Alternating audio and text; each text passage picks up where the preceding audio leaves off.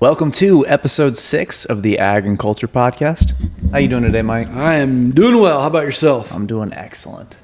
Today we are moving from, last time we chatted about backyard lawn care and soil health. Backyard soil health, yeah. Today we're talking about commercial soil health, so scaling up.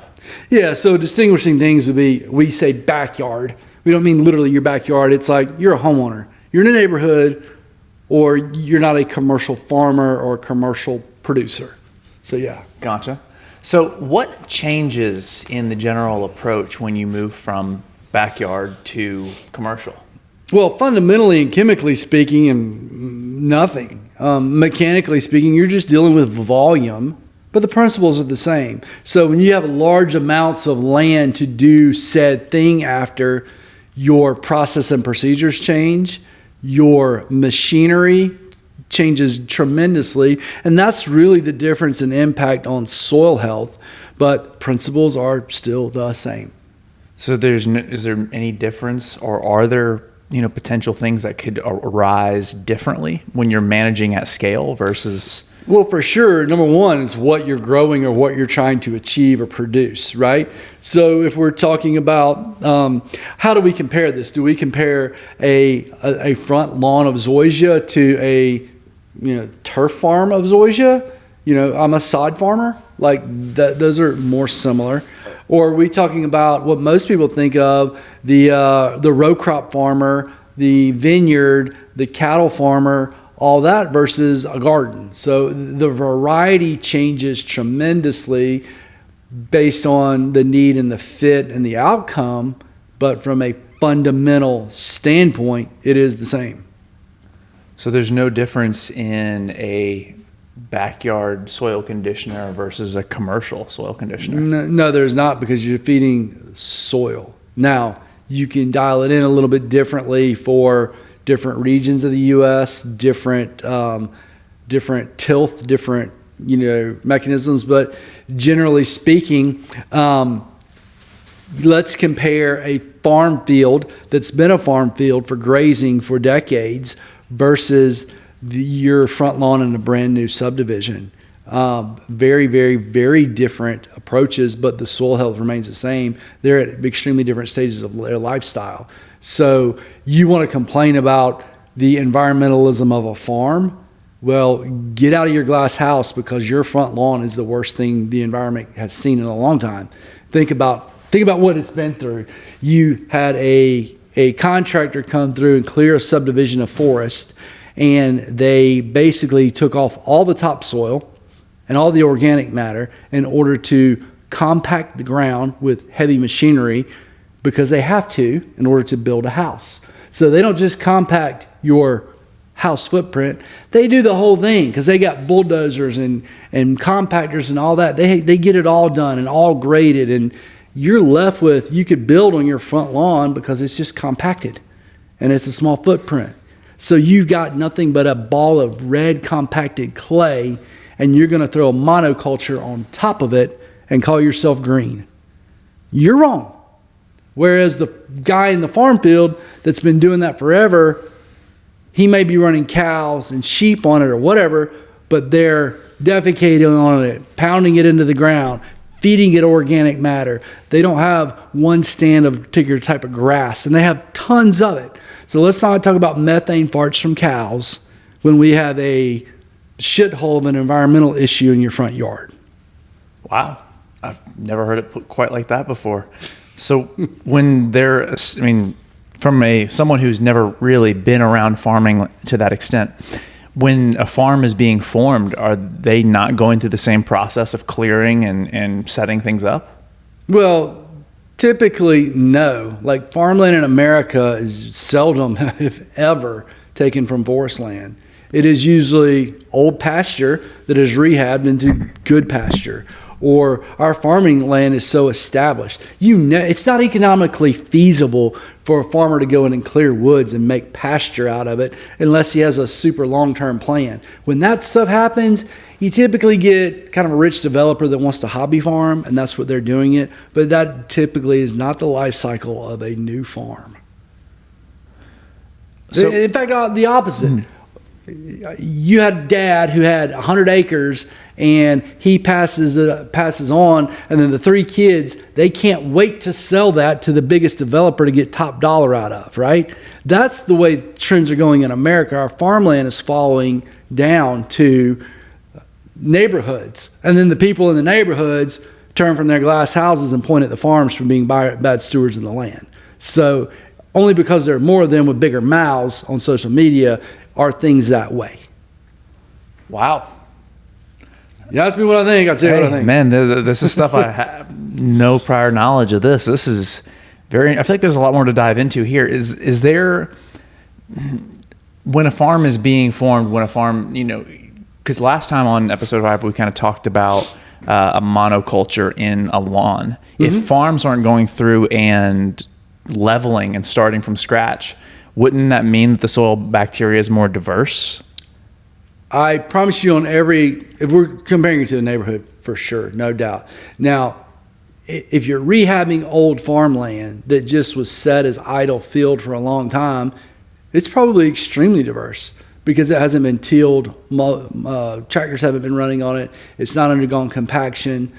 It's probably the way nature intended it, with a variety of shallow roots, a variety of deeper roots, different varieties of plants producing different exudates to feed the soil to get it better. I mean, that's what nature does. So if left unattended to, it will typically find a good path back to a wholesome, old forest eventually. So with that soil diversity kind of being in there, would that mean that the way that you treat the soil conditioners, the fertilizers, all those other things would differ in any way? They wouldn't necessarily differ. So if we're talking about rehabbing an old farm field, unfortunately, what you're going to do, a farmer would do, is go in there and mow, and then they would till. Now, the tilling is bad at that point. It's not the worst thing in the world. It's not like stripping all the topsoil off and going forward, but they're tilling and they're taking all the organic matter and inverting it, right? Which then it gets oxygen and then it burns off the organic matter. But there are stewardship ways of doing that and going back and planting deeper soils to get it back. But at the end of the day, you're still talking about 75 fertilizer nutrients plus carbon plus microbes plus soil structure. It's the same desire in the lawn and the backyard garden as it is in the field for the cattle grazing, as it is in the field for grapes or cabbage. Mm. So if things are relatively similar in the strategy, it's just purely the scale that differs. What are some ways that farmers can monitor the health of a mass land? I mean, are there certain practices they can? They're extreme, and those guys know it better than I do. So let me go back to your differences. Your differences would be, what am I growing? What region am I in? Temperament of weather. Like, weather affects it greatly. Like, Alaska has some of the most beautiful, deep, lush soil. Why? Because it's rested. It's wet all the time. It's just a totally different region. Your prairies out west, different from our southeast soil. So there's regional differences. And then what crops you're growing on it usually predicates upon the region. So as far as monitoring all that, man, technology in farming today is extreme. You got drones flying over, taking AI video, uploading it to servers, and man, they're super sophisticated. You got tractors that drive themselves. So like, monitoring of crops is a little bit way beyond my pay grade. The soil health and all of that, going out and taking soil readings, etc. Is it moist? Is it not moist? Where's the pH of the soil? That has a lot to do with it. That's a whole nother episode just based on what it really is, pH. But yeah, those guys that do it typically monitor it very well. We have a lot of conversations here with people calling in on, and it always tends to go to their practices in general, what they're allowed to do, what they're not allowed to do, and typically what they're not allowed to do by legislation greatly skews their view of how it should be done. Interesting. So do you feel like the current legislation is helping or hindering? Most of the time it's hindering. Most of the time it's built on old standards. Most of the time it's done for biosecurity reasons that don't make sense. They may have made sense to someone at some time. I don't know the histories of these things, but there's a lot of things. There's a lot of things dealing with CAFO lots that just don't make sense. But again, like the monoculture in a neighborhood with grasses, CAFO lots don't exist in nature either. So there's different rules and regulations you have to do there. And unfortunately, we're on a CAFO lot society. Like a poultry house, commercial poultry house is technically a CAFO lot. You got that many confined animals in a living space. That's what CAFO is. So you have to have different rules and regulations there. Unfortunately, some of those rules and regulations leach over into areas they probably shouldn't because common sense didn't prevail in legislature. Interesting. So if a farm is, the farm is there to produce a yield, correct? I mean, that's the general, very basic understanding. That's it. A lawn is more, all right, this is a visual thing for people to sort of maintain. I'm sure the cycles, the rest cycles are much different than a lawn. Can you explain that a little bit of how much time they should be letting their crops sort of replenish? Well, yeah, and it certainly varies based on variety of crop and everything else. But my biggest thing in all that is rotate. Let's not deal with monocultures. We need to rotate if we're going to do production. So you can't grow lettuce on the same plot of land for 30 years in a row. You can, and it's being done in plenty of places. It's just not designed to be that way, and it's not the most efficient, certainly not the most health-driven way of doing it. So depends on your crop. Like, let's just go to the very simplistic things. Tomatoes are very nitrogen-hungry plant.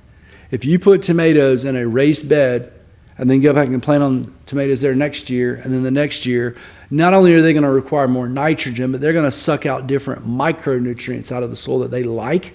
And then you're going to greatly deplete that plot of land for that micronutrient. So you can augment it and go in there and throw fertilizers and all that and just try to keep the vicious cycle going. Or you can do the intelligent thing and put them in another bed the next year and rotate your crop. And then when you can put beans and legumes in that bed, they're what? They're nitrogen fixators. So they literally take it from atmospheric nitrogen and put it back into the soil. So it's a beautiful relationship. But you gotta study the game. Like, this is certainly not instant practice. Learn what does what and be a student of it.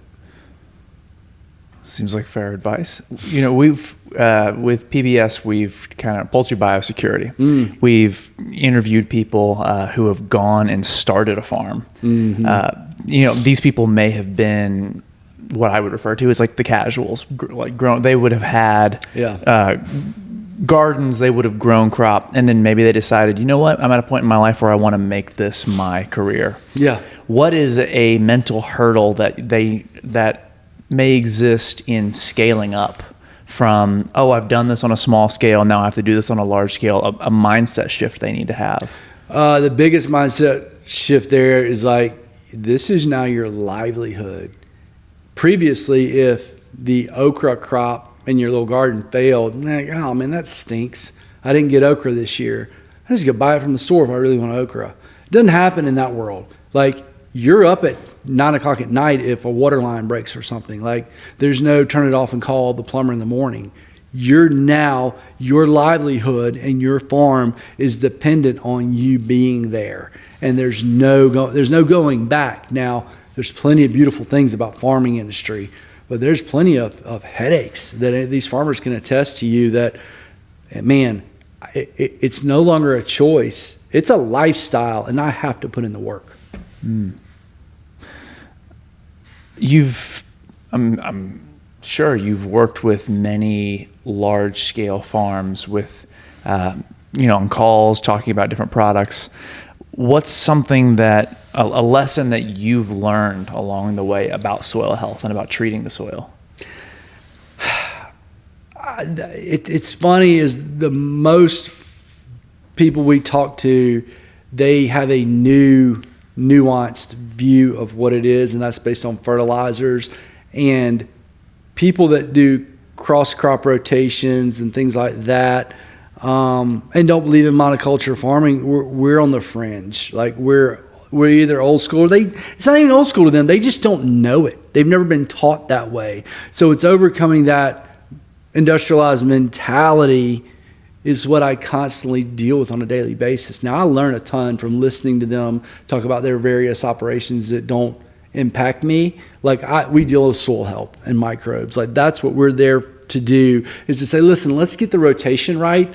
Let's get the underlying blueprint right and help your production out. But some of the other, I've learned a million things about a million different operations that are fascinating, from pecans to deer herds in Texas to local cabbage farms. It's a blast to learn all the things, but the nuanced education is probably the most disappointing thing that we have to overcome. Lastly, just kind of tying this all together, the last 2 episodes, this one and the previous one about backyard soil health, what's one thing that people underestimate about treating the soil in soil health? They underestimate letting nature do its job. Nature can do its job if you don't hinder it. Nature can do its job wonderfully if you help it. You don't have to apply all these amendments and fertilizers and constantly be doing things. You just have to have the right plan and operation in place and let it do its thing. Like, I'd love to sell you totes and totes and totes and totes of our soil conditioner.